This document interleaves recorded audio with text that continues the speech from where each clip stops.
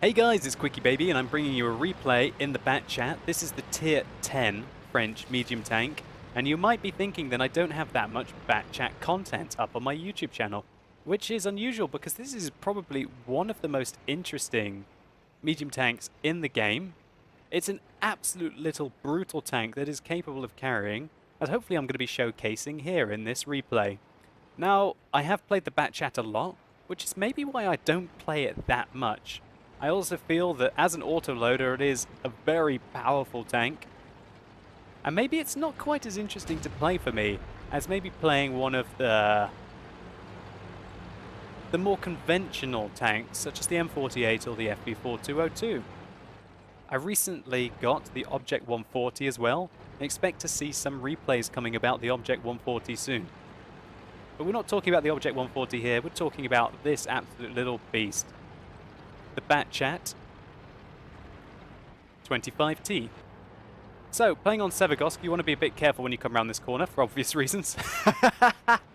A Foch 155 and a T30 aiming at you, hoping that you give them some tasty bat treats. Well, we're not interested. Now, what you see me doing here is driving the BatChat backwards to scout. That's because you can see the rear of the tank is rather flat. Slash not deep, slash not sticking out. All of those things. And because the turret is rear mounted, it means that if you poke backwards, then you sometimes expose less of your frontal armor. And because the armor in the BatChat is just so bad, it doesn't really matter if you get shot in the front or the back. Also, as you got to see me doing there, when you turn your tank around and drive backwards in it, you're faster to retreat. Now, I'm not saying that the BatChat is slow backwards. It's not slow backwards, not by a long shot. So there's one. Unfortunately, we didn't get a catch there on the T-54. And I'm sort of blocking this object a little bit. So we didn't fully aim there because we were under fire. You saw the shells pinging all around us. So I wanted to fire one clutch, see if I would hit, and then pull back. But that's just the benefit of having an autoloader. I was able to fire one into the T-30, nearly had a shot on the T-54, but I was playing a bit of Destruction Derby with that Object 704. So I decided that I don't want to mess around with that Object 704 anymore. I guess you could think that I messed him up there and maybe got him shot a little bit. That's simply because I was trying to avoid the fire, and the BatChat does not have armor, but it has insane sliding capabilities, and yeah. I had to do a hard brake there. Those bushes. I'm still learning Severgosk. I think I was so amazed by the power slide that I did around the corner. And, you know, cheeky wargaming, putting those bushes just over the ridge. They want you to donk out. They're basically asking you to be a donkey. So, anyway, you see that the enemy are absolutely rolling through that eastern flank. Now, the BatChat is a tank that really likes to engage its enemies from the side or the rear or one-on-one. So what you've seen me do is use the amazing top speed limit of this tank to change the position of the battlefield. So hopefully I want to get side shots into the enemy from this position instead. So now you see me taking shots at that M103. We put 2 in there. Now we're trying to go for the T-54, but you've got to watch out because the elevation on the BatChat is not brilliant. And I simply couldn't aim upwards enough to hit that T-54. So I've got 3 left out of my magazine. I'm wondering if I should reload. Now the BatChat is different, for example, to the T-57 Heavy. The T-57 Heavy slash the T-54E1, you can just unload and it doesn't really matter. Bit of an RNG shot there. Not that one though, that one hits. And we managed to put a great last shell in. Fortunately leaving the T-71 on low health, but we were rolling pretty high with those 2 shots. The alpha damage on this tank is 390, and we rolled for 409 and 405. So we can't feel bad about putting those shots in. So as I was saying, the T-57 Heavy reloads a hell of a lot quicker than the BatChat. And that means that with the BatChat, you've got to be fairly careful about when you choose to reload, because sometimes it means that you don't have opportunities. You see me using the great engine power to traverse up the slope and put 1 into the T-54. Finish him off. Double kill. I foolishly stay up here, and I'm spotted. I see that I'm spotted, and I pull back. So great, that was a nice double kill there. Really helped out on that flank. That's what the BatChat is, in my opinion. It's almost the ultimate tank of opportunity. It's got the speed to relocate. It's got a 5 shell autoloader, which does 390 alpha damage, which is a huge amount of damage, guys. It's nearly 2,000 damage in a clip, capable of decimating most tanks in the game. So now we're aiming for this T-30. Put one in. We aim our second. Uh-oh. We put another one in. And uh-oh. Okay, get out of there, get out of there. Now, that was a mistake that I made. I got a little bit too cheeky there, if I'm honest with you. A bit too cheeky, and I took a couple of shots trying to finish off that T-30. Wasn't worth it. I also used my large repair kit. And you see that I haven't learnt my lesson because I'm going back for some more. So I go up to spot. I see this T-28 prototype is in trouble. There's a BatChat. Okay. Wow, he's important. Oh, God. Okay. Ouch, ouch, ouch. The enemy E-50 was still aiming for me. And he takes my ammo rack out. And I don't have a repair pack, so that's me Ammoracked for the rest of the game. However, I was fortunately nearly loaded. Now it's time to show this Tiger 2 just what the BatChat is capable of. Now, because I'm Ammoracked, I'm not too keen on reloading now. But this E-50, you're the son of a... that managed to do it to me, so... I definitely want to get some revenge on him. Right, so this game is definitely heating up now. The enemy have still got some very dangerous tanks. BatChat, Bosch 155, that M103 and that E-50. Fortunately, we have a Jagdpanzer E100 locking down the flank, and this is where the shots really count. One. Didn't have an opportunity to hit him twice. And I decide that I'm going to reload now. I only had 2 left. And this is going to be a hell of a long reload. We reload roughly with 7 minutes and 40 seconds. I'm telling my team that I'm Ammoracked as well, so they shouldn't expect any kind of fire support for a while. Now, when I reloaded there, you also see that I'm reloading a heat clip. I'm reloading a heat clip because I think that this might be the last clip that I get to fire in the game. And I really want to make all of the shots count. So, the heat penetration is 330. And the regular penetration is 259. Now, the regular rounds are more than sufficient for the vast majority of the times. And in fact, now with the heat nerfs, the APCR rounds getting their normalization and being more effective against spaced armor, I would load them 95% of the time. However, considering I'm Ammoracked, it's now time to load the heat clip in case we really need to make the shots count by shooting the M103 in the upper plate, for example. And we know that there's something capping. What is it? Okay, here we go. I'm going to support this E100 Jagdpanzer who's valiantly going off to attack. See, there's an E50 behind me. I'm not interested in him. All right, Mr. BatChat, let's move. All right, I'm going to stop here because... No, I'm not. I'm going to keep going. Okay. I really want to get into position to help out the Jagdpanzer who got annihilated. But he didn't die in vain. I was able to poach a kill on the BatChat there. And okay, wow, I've got 3 left. That T-54 just died. Okay, it's a 1v3. Also, they have an artillery and they've got an M103 on the east. Right. So just to pause the game here. So this is kind of like an important moment. So my mentality right now is, I'm Ammoracked, so I need to make these 3 shells count. I look to see how much health the E50's on. And that E50 is on 515 health. All right, so I'm thinking immediately, I kill him in 2 shots. So I have to make 2 shots penetrate, otherwise I will die. Okay? The M103 is on 442 health. We can see that up here using the XVM mod when I press my Alt key. So that means that there's no chance that I will be able to kill this E50 in 2 shots and then kill the M103 with my remaining shell. So my plan is, I can't let the enemies join up. I can't let the E50 and the M103 team up, because if they do, I am not very well at all. It's one thing to go in and try and assassinate a tank when he's by himself with a clip, and it's another thing to try and go in and assassinate not one but two tanks. So my plan is, the M103 was last spotted on the east. Let's go and assassinate this E50 as quickly as I can with my 3 remaining shells, and I'm going to do this quickly. Okay, I'm spotted. We put one in. He didn't have the gun depression. I stopped there because he gave me a good opportunity. I noticed the M103 is below me. I need to kill this E50 and then get out of this situation. I don't have time to dally around. The artillery has missed. I'm making sure the M103 can't shoot me in the side, and then now we're going in. So the E50 nails me once. I finish him off.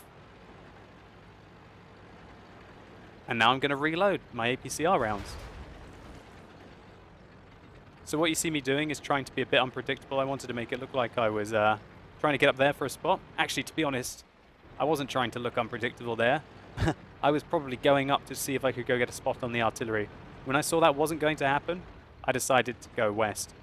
Now, from the direction the shells hit, I noticed that it's very likely the artillery is in the northeast corner. Why is that, you say? Because the shell went past my tank and behind me. What that will probably mean is that if it goes over you, then you can sort of triangulate the direction, because generally the shells go in front or behind. They don't usually go left or right quite as much. And because somebody's capping, I know, alright, at least I know where the M103 has gone. The M103 didn't chase me. I was preparing to run from him until I got my reload. But now that I know that the M103 is capping, I can go for him. And this game is damn close right now. If I wasn't Ammoracked, I would be able to put up the pressure a lot more quickly. But because I was Ammoracked, I really had to run away for as long as I did to be able to get the re-engage. So great, I spot the M103, and interestingly, he doesn't spot me. Now what you see me here is my sixth sense didn't go off. For whatever reason, my camo rating was excellent, and his wasn't. Maybe I got lucky, but I've got the jump on him. So what I'm going to do is try and fire my shots off. So, oh god, one bounce, one pen. Okay, so right now, what am I thinking? Okay, the M103 is now a one hit. I have 3 shells left.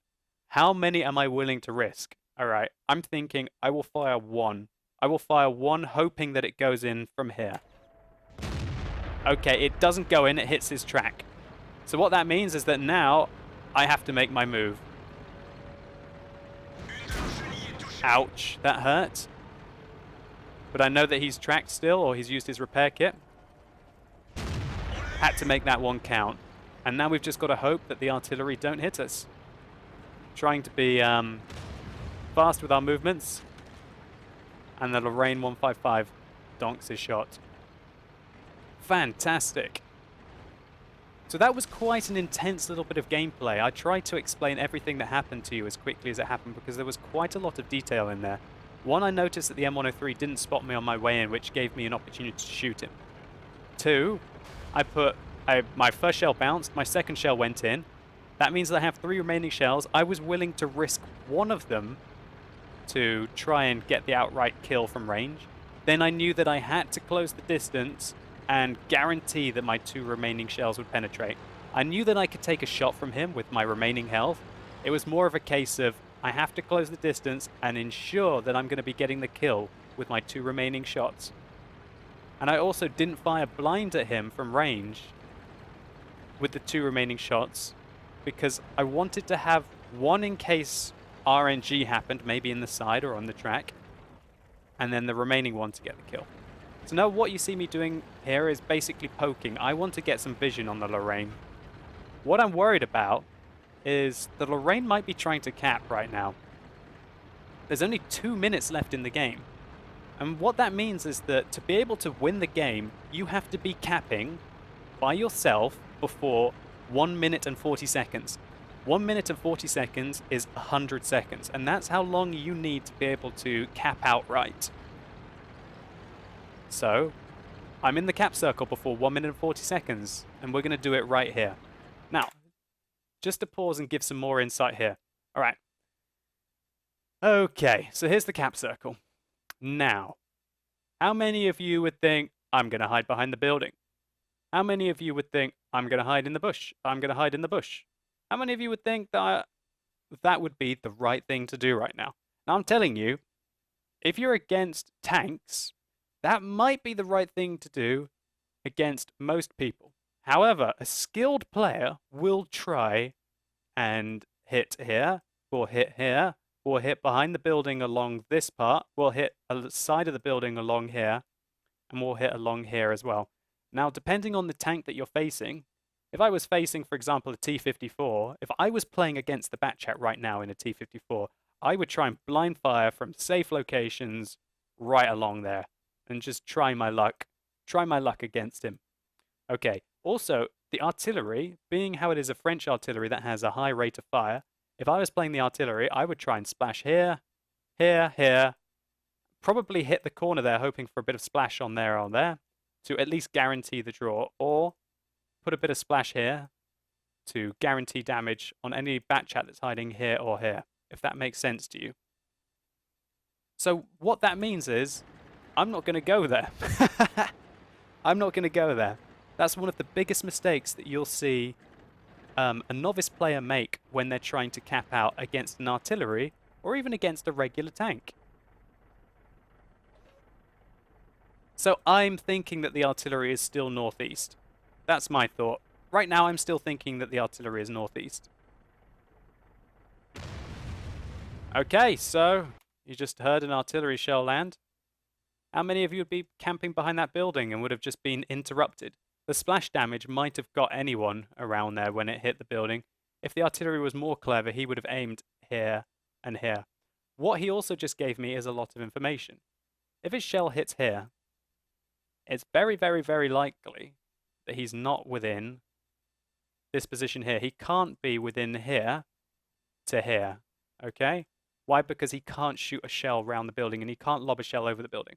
What that means is it's very likely that when he just fired, he was in this position over here.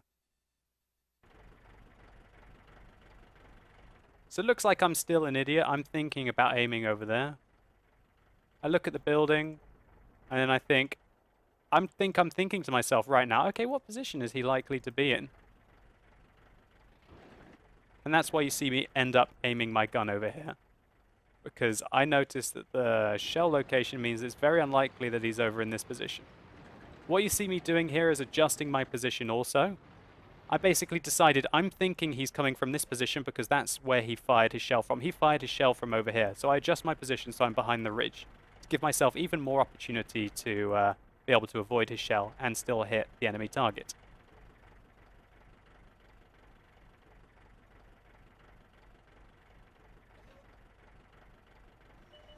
And there we go. He's got the jump on me, unfortunately. I fire one to him. I duck forwards, backwards, and put the remaining shell in. So, when you're engaging artillery, just to highlight what I did there. Firstly, I wanted to kill him as quickly as I could, because more often than not, the artillery will spend a long time aiming, and with an autoloader, you can sometimes kill them before they've even decided that they've aimed enough to fire. So what you also want to be doing is going forwards and backwards, trying to make him miss his shot. Try and juke him, basically. You want to keep his aiming time as long as possible. If you stay stationary and fire, then that's completely the wrong thing to do. The BatChat is so accurate at this kind of range that you could be going forwards and backwards and still hit all of your shots if you're aiming carefully. What the artillery should have done really in that kind of a situation is, in my opinion, he should have probably tried to close the distance and shotgun me with his shot. He only had 390 health, so it was a 50-50 chance whether I kill him with one shot or not. So thinking about that, maybe the artillery should have just fired as soon as he saw me, because 50-50, I'm going to kill him with one shot, but it required me to get two into him because of my low roll. So just to clarify, forwards, backwards, aim your shots in third person in this kind of situation. It's more than enough, really, against an artillery which you don't have to aim at his weak points. And that secured the game for me. Made me very happy to be able to carry the game at the end there, even in an Ammoracked BatChat. So let's just take a look at some post-game stats. So we can see we're able to get 91,000 credits, 3,902 experience, but I do hasten to add that that was a double with a premium account. We picked up the Radley Walters medal, and we also got a sniper medal and the defender medal. To be able to carry that game, we had to do 6,600 damage, which was nearly double what any member of my team were able to achieve by themselves. We fired 26 shots, we hit all of them, and we penetrated 24 out of those 26. We took 6 hits, of which all penetrated, and we were left with very little health at the end of the game. We only did a bit of spotting damage / tracking damage, only doing 1,700, but we were able to pick up 97 cap points and 132 defender points. Really, this video was just for highlighting a few things. One, to show the capabilities of the BatChat, how much damage it can do between its reloads. Two, it was tried to explain to you what I was thinking during a fairly stressful situation. This is one of the most stressful games that I've had for a while. There was a lot of thinking to be done, and hopefully I've told you guys exactly why I did what I did and how it might have allowed me to be able to get an edge over my opponents. I absolutely love the BatChat. I can't fully recommend this tank enough. It's very powerful, it's a fast assassin's tank, and it is very, very, very dangerous in the hands of a skillful player. One thing I'm trying to learn with my BatChat is the idea of longevity in my game. The fact that sometimes trading your health in a one-on-one engagement is not the best thing to do. I feel that the damage that the BatChat is able to put out and the speed that it's able to locate around the battlefield can allow it to do a hell of a lot if it supports tanks that are already in engagements. And that means that the lack of its armor is completely negated. If you're shooting a tank that's already engaged with one of your friends, then he's generally not going to switch to target you, or at least you're going to be able to shoot him 2 or 3 times before he does that.